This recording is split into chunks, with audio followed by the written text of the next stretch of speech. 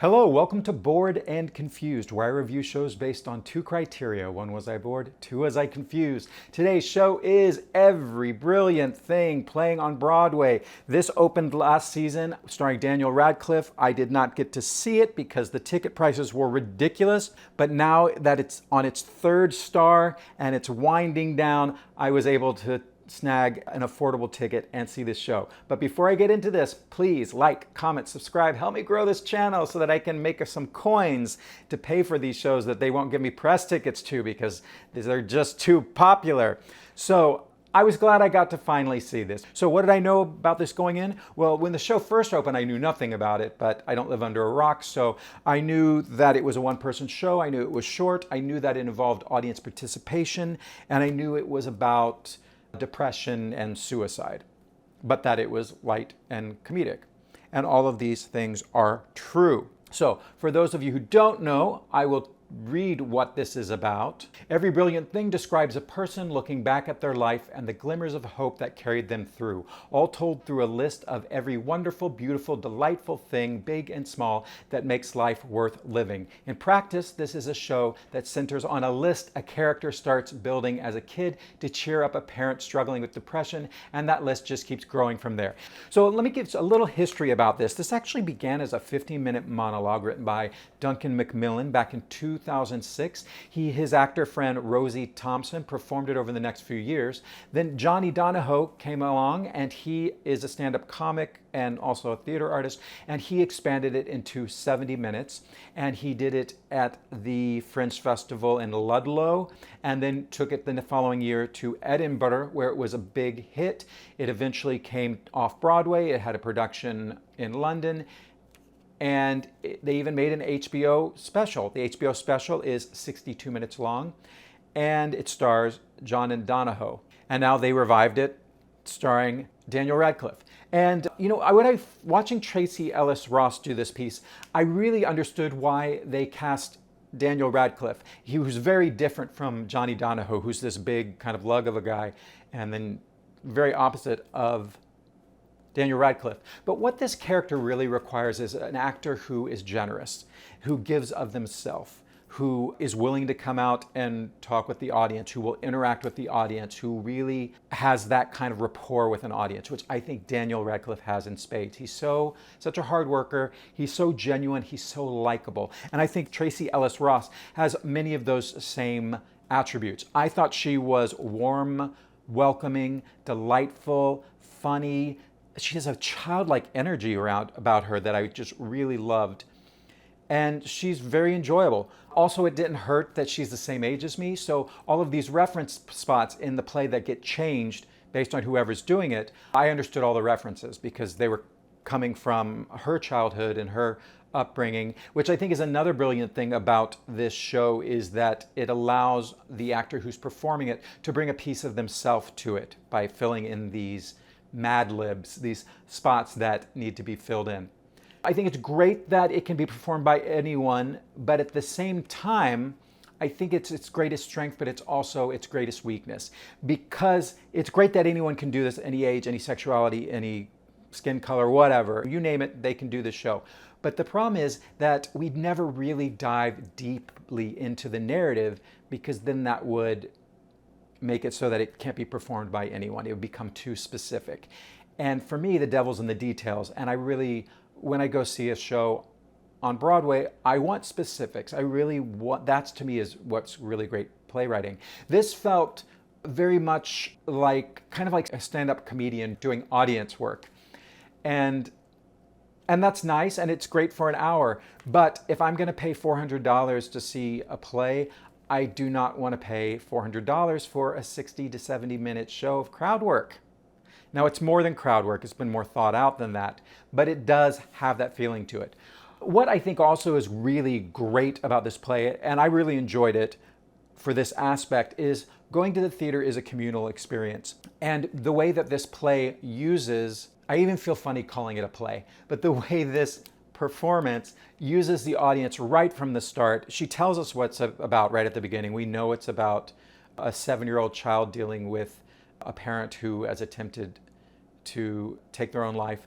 And she immediately pulls someone out of the audience to play a vet so that she can talk about her first experience with death. And so right from the beginning, we know what we're doing, which I loved.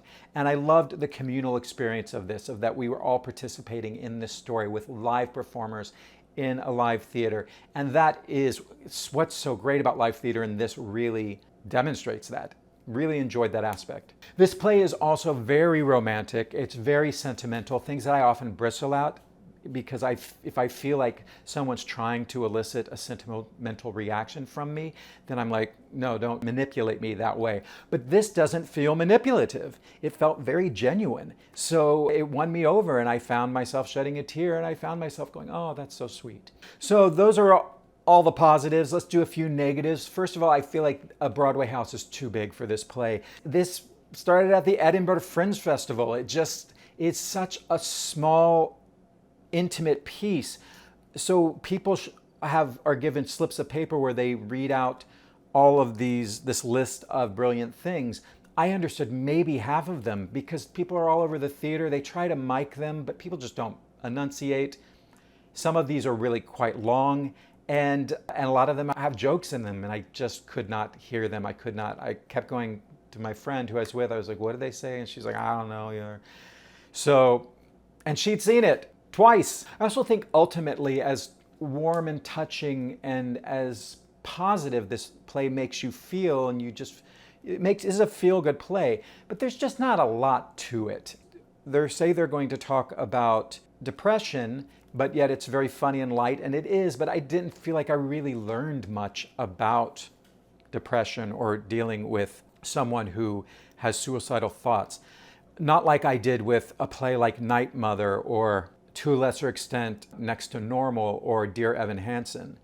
Those explore these ideas much more deeply than this does. I mean, but what can you do in 70 minutes? And I feel like part of the play is they even say at the beginning, she says that this is important, we need to talk about it. But then I feel like we don't really talk about it. As far as the script goes, it is light and fun, but there's not a lot of jokes written into the script. The humor of the show really comes from some of these listed items are quite funny if you can hear them, but it's really bringing these audience members onto the stage to play these different characters and putting them on the spot is where most of the humor comes from. And it is genuinely funny, and I could see how seeing the show multiple times would be fun, because it's a different show. Really, this is a different show every night, depending on who's in the audience. This play really requires a leading performer who has a lot of generosity. And I think that's one reason Daniel Radcliffe was so successful in this play, is because he's a hard worker, he's very likable, he's very genuine, and I really could see how that would translate to this audience. And I also felt that Tracee Ellis Ross also has that feeling of generosity, working with the audience, getting to know them, just being open, okay to make mistakes, going on that journey with us, being very encouraging with the performances of the people, never making them feel like they're being put on a spot in a way that's going to make them look bad. Always, the audience celebrates with her. We celebrate all of these audience members who participate, give them their flowers. And some other things I heard about Daniel that I found were really interesting is that this show starts late, but Daniel would come out and really go around the audience and talk to the people. And Tracee does this as well, but she mainly stays on the stage. Also, there's the main character's love interest named Sam, could be male or female, and I was told that Daniel Radcliffe would sometimes pick a man and sometimes pick a woman to play the love interest. And I just feel like that shows generosity, to say that I'm going to acknowledge that people have different kinds of relationships in this audience, and some nights will go this direction, some nights will go this direction. I think that takes a strong sense of knowing who you are. So was I bored? Was I confused? Not bored. It's 70 minutes, and Tracee Ellis Ross was wonderful, and I really enjoyed her, and I had a great time. I really enjoyed the show. And was I confused? No. The show tells us right from the beginning exactly what we're doing. No confusion at all, other than not being able to hear many of the call-outs of the different things on the list. It is interesting. This show is only 70 minutes, and they do this trick that Six, the musical, does as well. They start 10 to 20 minutes late. And I know they do that on purpose so that when you leave the theater, you think you've been in the theater for an hour and a half. But you haven't. The play was only, well, you have, because you were sitting there, started late, but it's only a 70-minute play. It's tricky, tricky, tricky.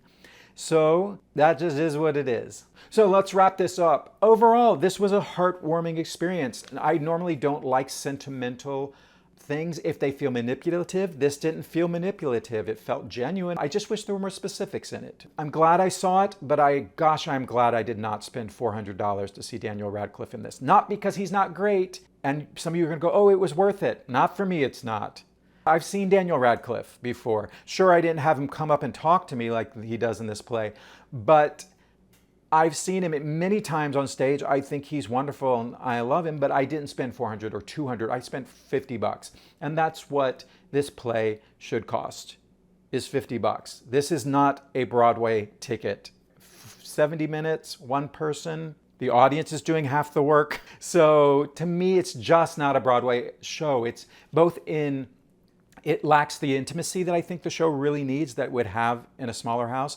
And also I just feel like the subject matter doesn't feel heavy and weighty enough, even though the subject matter is heavy and weighty, but its approach to it doesn't feel as big as it should be for a Broadway house. So, but I say go see this show. Go, you can score a $45 ticket and it's worth it for that. If you want a little uplift, if you want to remind yourself the importance of the little things in life, it's a charming little show and it earns its sentimentality. So where did I get my ticket? My friend got it for me.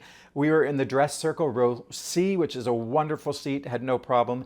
The theater wasn't full, which is good because I think this show is so intimate, it really shouldn't be full. So I think you get a ticket wherever you can. I bet you can move forward. And let me tell you where you can get these cheap tickets. There's 45 in-person rush at the Hudson Theater box office. I bet there's a ton of them. 45 digital rush on TodayTix app. And 45 digital lottery on Lucky Seat. Okay. So I think you've got a couple more weeks. It closes August 6th. So Tracee Ellis Ross is really great in this. I really enjoyed her. I'm sure people have seen, actually I asked someone, I said, if Daniel Radcliffe is a 10, where would Tracee Ellis? And they said an 8. So hey, that's not bad. And I won't tell you where they put the other person who did it before Tracee Ellis. Let me just say that she's a good choice to see this show. I really enjoyed her. So if you haven't seen this show, go snag your cheap ticket and go see it, and hopefully you won't be bored or confused. All right, thanks for watching. Bye. Don't wanna drift away. Wanna stay inside the play. Keep me engaged, keep me amused with what's in